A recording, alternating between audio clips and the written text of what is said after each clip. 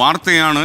പശ്ചിമേഷ്യയിൽ പ്രവർത്തിക്കുന്ന അമേരിക്കൻ സർവകലാശാലകൾ ആക്രമിക്കുമെന്ന് ഇറാന്റെ ഭീഷണി വന്നിട്ടുണ്ട്. മധു കൊട്ടാരക്കര കൂടി നമുക്കൊപ്പം അമേരിക്കയിൽ നിന്ന് ചേരുകയാണ്. മധു, ഗുഡ് മോർണിംഗ്. യഥാർത്ഥത്തിൽ ഇത്തരം കടുത്ത ഭീഷണികൾ ഇറാന്റെ ഭാഗത്തു നിന്ന് വരുന്നു. എന്തൊക്കെയാണ് മുൻകരുതൽ from America? Good morning skein. ഇന്നത്തെ ഏറ്റവും പ്രധാനമായിട്ട് ശ്രദ്ധ പോകുന്നത് പാകിസ്ഥാനിലേക്കാണ്. അവിടെ മധ്യസ്ഥ ചർച്ചകൾക്ക് തുടക്കം കുറിക്കുകയാണ്. ഇസ്ലാമാബാദിൽ ഈ ചർച്ചകൾക്കായിട്ട് സൗദി അറേബ്യ, ഈജിപ്ത്, അതുപോലെ തുർക്കി എന്നീ രാജ്യങ്ങളിലെ വിദേശകാര്യ മന്ത്രിമാരാണ് പങ്കെടുക്കുന്നത്.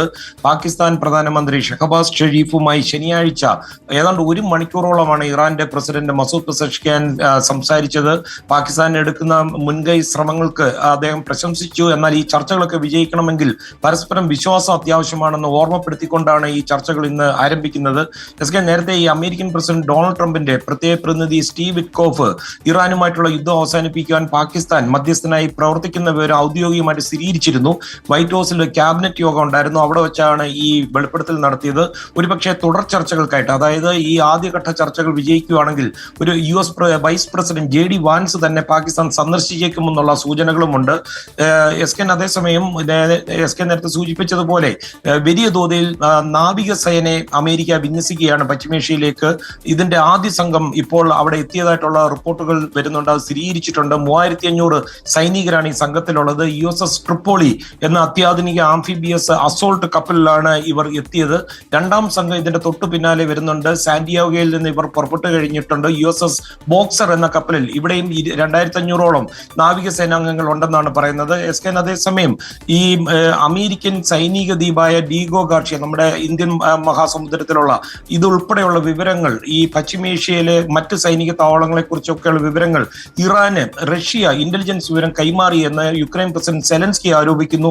കുവൈറ്റ്, സൗദി അറേബ്യ, തുർക്കി, ഖത്തർ തുടങ്ങിയ പ്രധാനപ്പെട്ട 7 സൈനിക താവളങ്ങളുടെ വിവരങ്ങളാണ് റഷ്യ ഇറാൻ കൈമാറിയതെന്നാണ് സെലൻസ്കിയുടെ ആരോപണം. അതേസമയം ഇറാന്റെയും ഹിസ്ബുള്ളയുടെയും ഒക്കെ ആക്രമണങ്ങൾക്ക് പിന്നാലെ ഇസ്രായേലിനെ ലക്ഷ്യമിട്ട് യമനിലെ ഹൂതി വിമതരും വലിയ തോതിൽ മിസൈൽ ആക്രമണം നടത്തിയിട്ടുണ്ട്.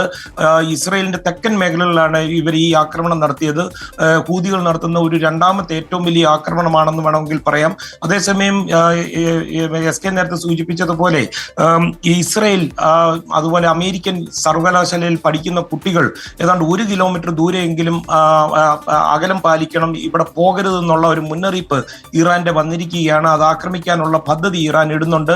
ഇറാന്റെ യൂണിവേഴ്സിറ്റി ഓഫ് ടെക്നോളജി എന്ന അവിടെ നടത്തിയ ആക്രമണത്തിന് പകരമായിട്ടാണ് ഇത് ചെയ്യുന്നത്. അതുപോലെ ഹിസ്ബുള്ളയും വലിയ തോതിൽ ഇസ്രായേൽ സൈന്യവുമായിട്ടുള്ള ഏറ്റുമുട്ടൽ രൂക്ഷമാവുകയാണ്. കഴിഞ്ഞ 24 മണിക്കൂറിനിടയിൽ ഏതാണ്ട് 250ഓളം മിസൈലുകളും റോക്കറ്റുകളുമാണ് ഹിസ്ബുള്ള വിക്ഷേപിച്ചത്.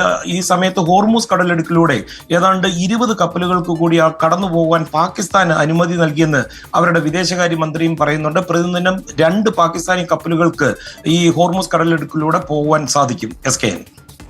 ഓക്കെ, താങ്ക് യു മധു കൊട്ടാരക്കര. എന്തായാലും പശ്ചിമേഷ്യയിൽ സമാധാനം പുനഃസ്ഥാപിക്കാൻ നന്നായി പാടുപെടുമെന്ന കാര്യത്തിൽ സംശയമില്ല. പാകിസ്ഥാനിൽ നടക്കുന്ന ഈ ചർച്ച എന്തുമാത്രം വിജയം കൊണ്ടുവരുമെന്ന കാര്യത്തിൽ സംശയമുണ്ട്. കാരണം രണ്ടുപേരും വയ്ക്കുന്ന ഡിമാൻഡുകൾ, അമേരിക്കൻ പക്ഷത്തും അതുപോലെ ഇറാൻ പക്ഷത്തും വയ്ക്കുന്ന ഡിമാൻഡുകൾ രണ്ട് കൂട്ടർക്കും അംഗീകരിക്കാൻ പറ്റാത്തതാണ് എന്ന് തന്നെയാണ് ഏറ്റവും വലിയ കീറാമുട്ടി.